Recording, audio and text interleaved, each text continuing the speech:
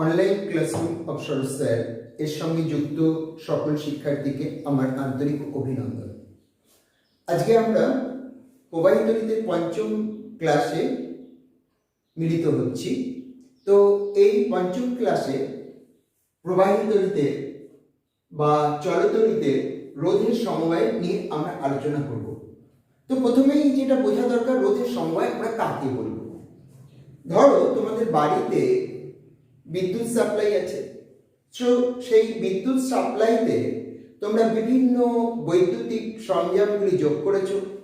কিছু আলো জ্বলছে, পাখা চলছে, টিভি চলছে, ফ্রিজ চলছে। এই যে সমস্ত ব্যবস্থাগুলি রয়েছে, এদের প্রত্যেকেরই কিছু না কিছু রোধ বা রেজিস্ট্যান্স বা তাড়িতিক বাধা আছে। তো এই সম্পূর্ণ জিনিসগুলোই তোমার বাড়িতে সাপ্লাই লাইনের সঙ্গে যুক্ত। তো সেই রোধের একটা এফেক্ট টোটাল বর্তনীর মধ্যে পড়ে বা তার একটা ফলাফল আমাদের জানতে হয়। তো সেই বিষয়টা বোঝার জন্যই আমাদের আজকের এই আলোচনা রোধের সমবায়। প্রথমেই আমরা বুঝে নিই রোধের সমবায় তাহলে কাকে বলবো। যেহেতু আমি বলেছি একটা বর্তনীতে অনেকগুলি রোধ যুক্ত রয়েছে, সেই সব রোধকে একত্রে আমরা বলতে পারি হচ্ছে রোধের সমবায়। অর্থাৎ কোনো বর্তনীতে একাধিক রোধ যুক্ত থাকলে তাদের সামগ্রিকভাবে বলা হয় রোধের সমবায়। এখন প্রসঙ্গ হচ্ছে এই যে ব্যবস্থাগুলি রোধ কি কিভাবে যুক্ত থাকতে পারে।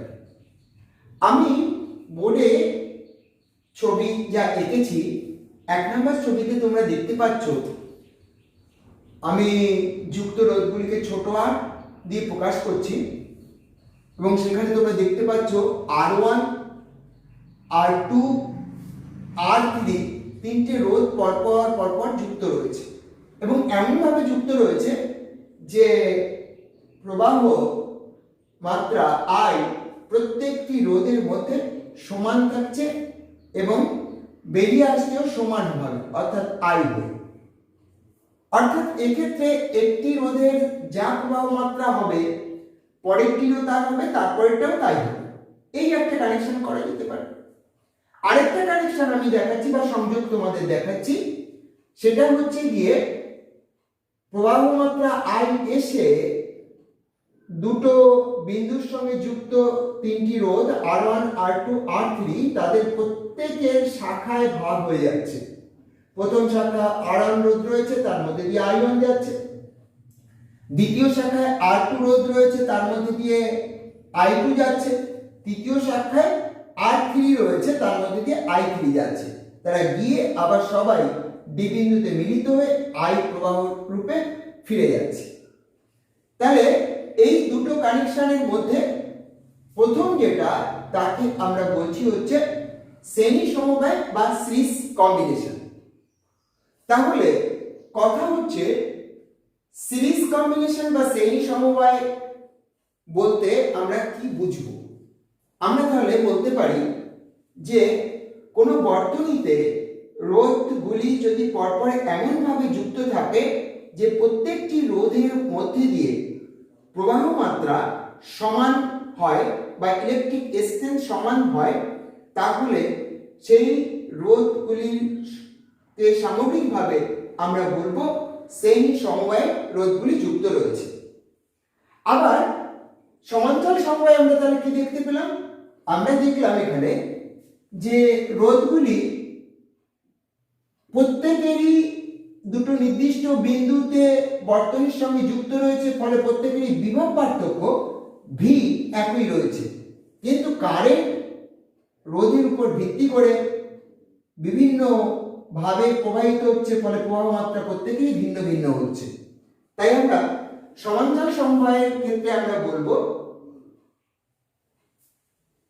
কোন বর্তনীতে রোধগুলি যদি এমন ভাবে যুক্ত থাকে যে প্রত্যেকেরই বিভব প্রভেদ বা পোটেনশিয়াল ডিফারেন্স একই থাকে, তখন আমরা সেই রোধের সংযুক্ত অবস্থাকে বলবো সমান্তরাল সমবায়।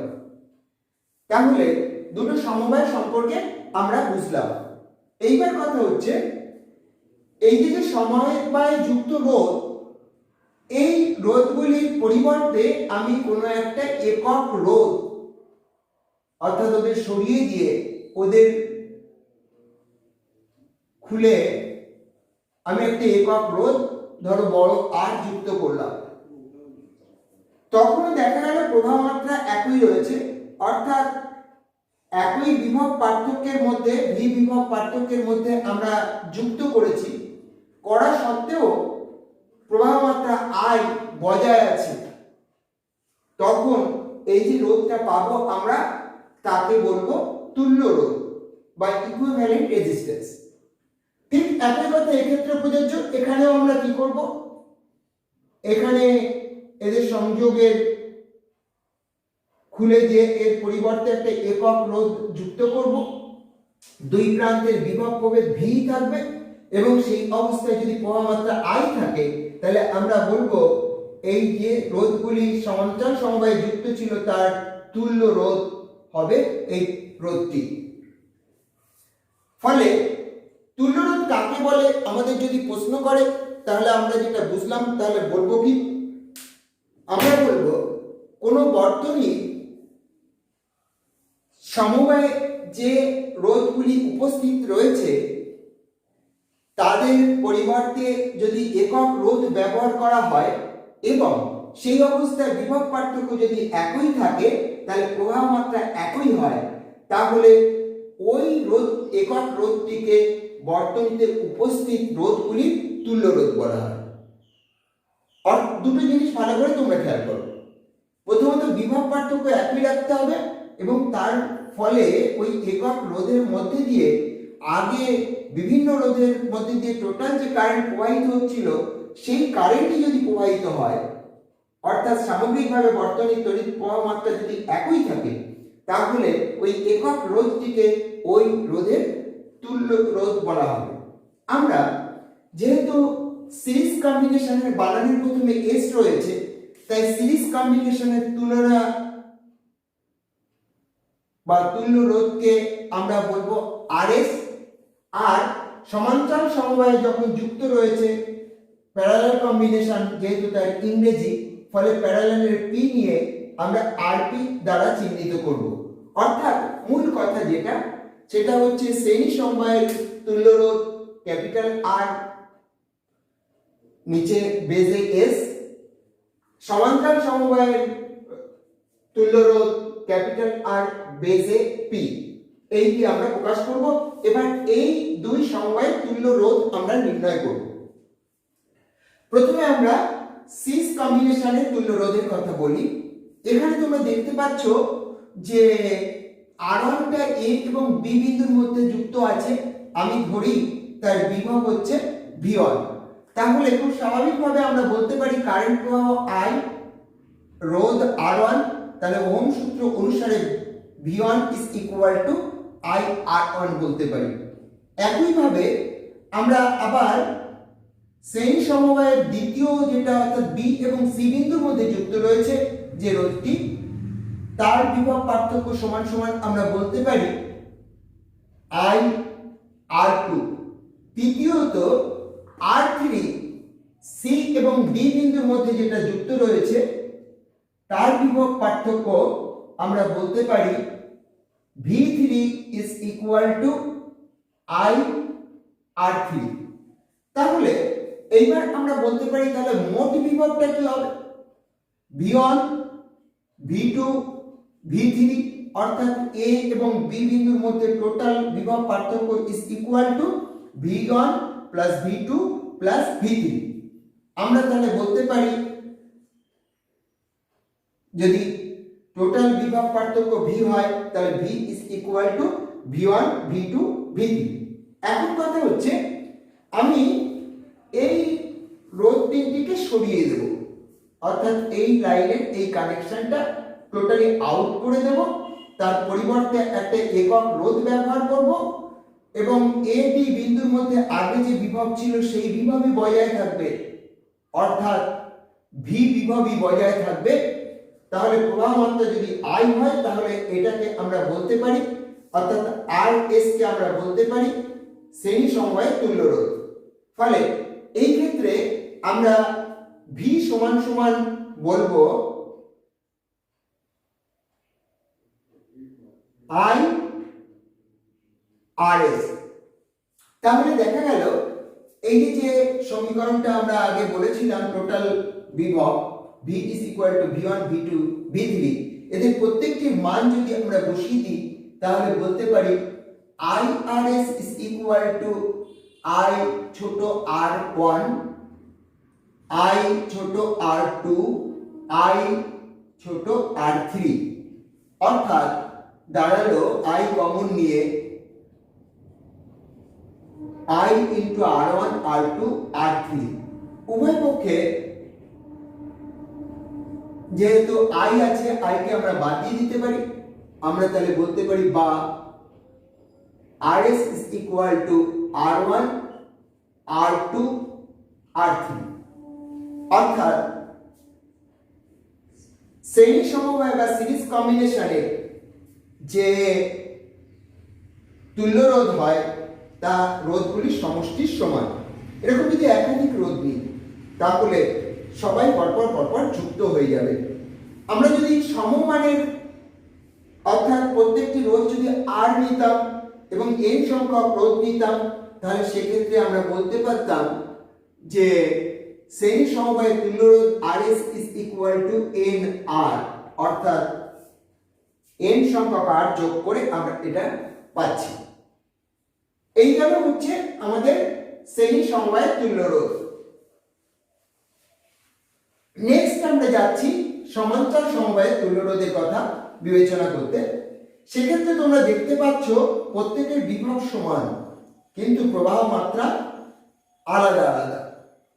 তো আমি যদি বলি যে টোটাল প্রবাহ মাত্রা আই, R1 রেজিস্ট্যান্স বা রোধের মধ্যে যে প্রবাহ মাত্রা I1, একইভাবে R2 এর মধ্যে I2 আর R3 এর মধ্যে I3, তাহলে মোট current I is equal to আমরা লিখতে পারি কি I is equal to I1 plus I2 plus R3। এখন ওহম সূত্র অনুসারে আমরা জানি V is equal to I R1, অর্থাৎ প্রথম যে রোধ তার মধ্যে যে কারেন্ট হচ্ছে I1 R1, তাই V1 হচ্ছে প্রথমটা, সেই জন্য আমরা বলবো V1 is equal to V is equal to I1 R1, কারণ প্রত্যেকেরই বিভব পার্থক্য এক। দ্বিতীয় রোধের ক্ষেত্রে আমরা বলতে পারি V is equal to I2 R2, কারণ এখানেও বিভব পার্থক্য এক। তৃতীয় রোধের ক্ষেত্রে আমরা বলতে পারি V is equal to I3 R3। এখন দেখো তোমরা এইখান থেকে আমরা বলতে পারি I1 is equal to V by R1, একইভাবে এটা থেকে আমরা বলতে পারি I2 is equal to V by R2, আর এটা থেকে বলতে পারি I3 is equal to V by R3। এইবার এই টোটাল সমবায় রোধগুলোকে সরিয়ে দিয়ে আমি যদি একক একটা রোধ পি আর পি রাখি, তাতে যদি দেখা যায় যে আগের যে প্রবাহ সামগ্রিকভাবে সার্কিটে সেই প্রবাহই বজায় আছে এবং বিভব আগের যে বিভব ছিল অর্থাৎ এর মধ্যে দুই বিন্দুর মধ্যে যে ভি বিভব ছিল, বিভব পার্থক্য ছিল, সেটাই বজায় আছে। তাহলে সেক্ষেত্রে আমরা বলতে পারি V is equal to কি হবে I আর পি, অর্থাৎ আর পি হচ্ছে সমান্তরাল সমবায়ের তুল্য রোধ। তাহলে সেখান থেকে আমরা বলতে পারি I is equal to V by RP। তাহলে এইবার আমরা যেটা দেখতে পেলাম, দেখো তোমরা এই যে সমীকরণটা আমরা প্রথমে দেখেছি, অর্থাৎ I is equal to আমরা বসিয়ে দেব V by RP R I1 is equal to ওখানে যেটা পেয়েছি আমরা V by R1, I2 is equal to আমরা পেয়েছি V by R2, I3 is equal to আমরা পেয়েছি V by R3। আগেরই মতো আই কমন নিয়েছিলাম, এবার যেহেতু ভি সেম রয়েছে সেই জন্য ভি কে কমন নেব, নিয়ে লিখব V into 1/r1 1/r2 1/r3।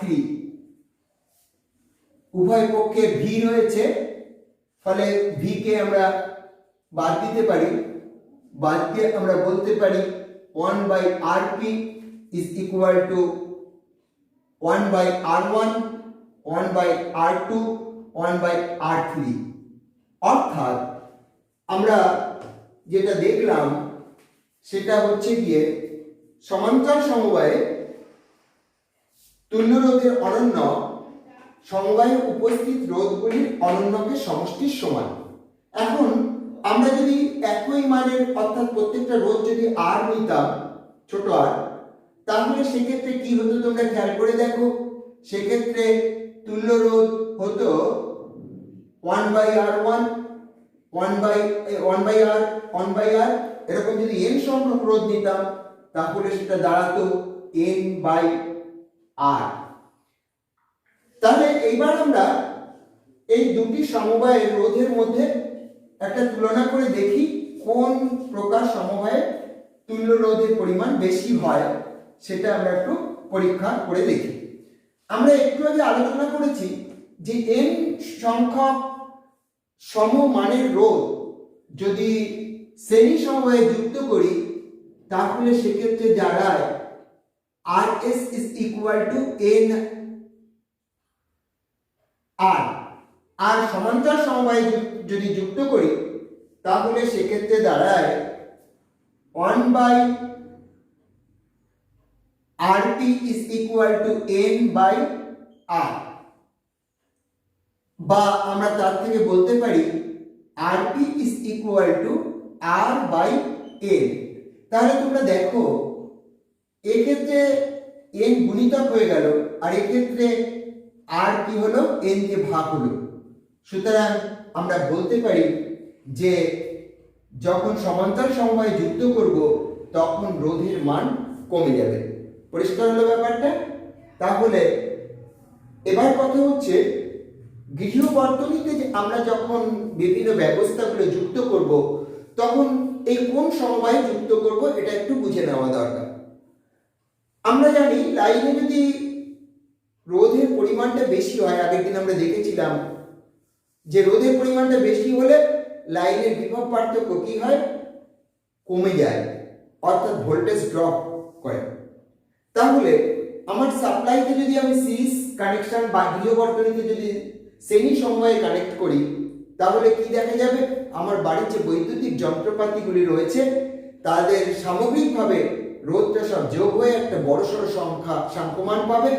তার ফলে ভোল্টেজ ড্রপের পরিমাণ বেশি হবে, যার ফলে বাল্ব বা আদার্স যে ইকুইপমেন্টসগুলো রয়েছে তারা সাফিসিয়েন্ট বিভব পার্থক্য পাবে না, যার জন্য তাদের কর্মদক্ষতা কমে যাবে, বাল্ব আস্তে জ্বলবে, কোনো মেশিনারি জিনিস থাকলে সেটা আস্তে ঘুরবে, ফলে নিশ্চয়ই আমরা শ্রেণী সমবায়ে যুক্ত করব না। আমরা আরো দেখলাম যে সমান্তরাল সমবায়ে যুক্ত করলে রোধের মানটা কি হয়ে যায়, কমে যায়। ফলে দেখা যাচ্ছে যে বাড়ির যে ইকুইপমেন্টস গুলো সব যদি আমি সমান্তরাল সমবায়ে যুক্ত করি তাহলে সামগ্রিকভাবে যে রোধটা সেই রোধের মানটা কমে যায়, ফলে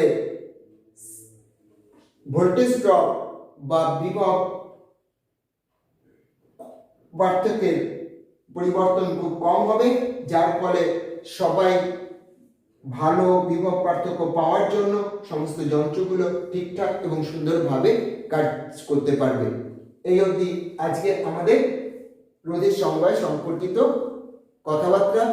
তোমরা বিষয়টি ভালো করে উপলব্ধি করে তোমাদের পিডিএফ ফাইলে যে কোশ্চেন দেওয়া আছে বলার প্রশ্নগুলো আবারও বলার চেষ্টা করবে এবং যেগুলি লেখার আছে সেগুলি ভালো করে পড়ে লেখার চেষ্টা করবে। আমি তোমাদের পরবর্তী পর্যায়ে কিভাবে কার্যক্ষমতা বাড়ানো কমানো যায় তা একটা মডেলের সাহায্যে উত্থাপন করে দেখাবো। একটু আগে আমরা যে ক্লাসটি শেষ করলাম অর্থাৎ রোধের সমবায়ে তুল্য রোধ বোঝার জন্য, তার উপরে একটা মডেল আমি তোমাদের সামনে উপস্থাপন করছি। তোমরা দেখতে পাচ্ছ দুটো বাল্ব জ্বলছে এবং দুটোই আমি 100 ওয়াটে নিয়েছি, কিন্তু আলো দেখে বোঝা যাচ্ছে যে 100 ওয়াট পাচ্ছে না, অর্থাৎ মনে হচ্ছে যেন লো ভোল্টেজ কাজ করছে। আসলে বাল্ব দুটো এখন সিরিজ বা শ্রেণী সমবায়ে যুক্ত রয়েছে। শ্রেণী সমবায়ে যুক্ত থাকার জন্য তার যে তুল্য রোধ অর্থাৎ RS, আমরা সেটা একটু আগে জানলাম যে রোধ দুটির যোগফল, যার ফলে যদি আমি প্রথম বাল্বের ফিলামেন্টের রোধ R ধরি এবং দ্বিতীয়টিও একই রকম আছে বলে ওটাও R ধরলাম, টোটাল রোধ পড়ছে R প্লাস R, অর্থাৎ তুল্য রোধ হচ্ছে R প্লাস R মানে হচ্ছে 2R, যার ফলে তড়িৎ প্রবাহ বেশি বাধা পড়ছে। একটা যদি থাকতো তাহলে R বাধা পড়তো, সেখানে ডবল বাধা পড়ছে, যার ফলে প্রবাহ মাত্রা কমে যাচ্ছে। প্রবাহ মাত্রা কমে যাওয়ার ফলে, কারণ current supply voltage V constant, ফলে রোধ যত বাড়বে, আমরা যেহেতু জানি V is equal two IR, ফলে রোধ যত বাড়বে I তত কমে যাবে, কারণ বিভব V হচ্ছে কনস্ট্যান্ট। ফলে এই ক্ষেত্রে RS বা শ্রেণী সমবায়ের রোধ বেশি হওয়ার জন্য প্রবাহ মাত্রা কম হচ্ছে, তাই বাল্ব কম জোরে জ্বলছে। এবার আমি এদিকের বাল্ব এবং ওদিকের বাল্ব সব জ্বালিয়ে তোমাদের দেখাচ্ছি।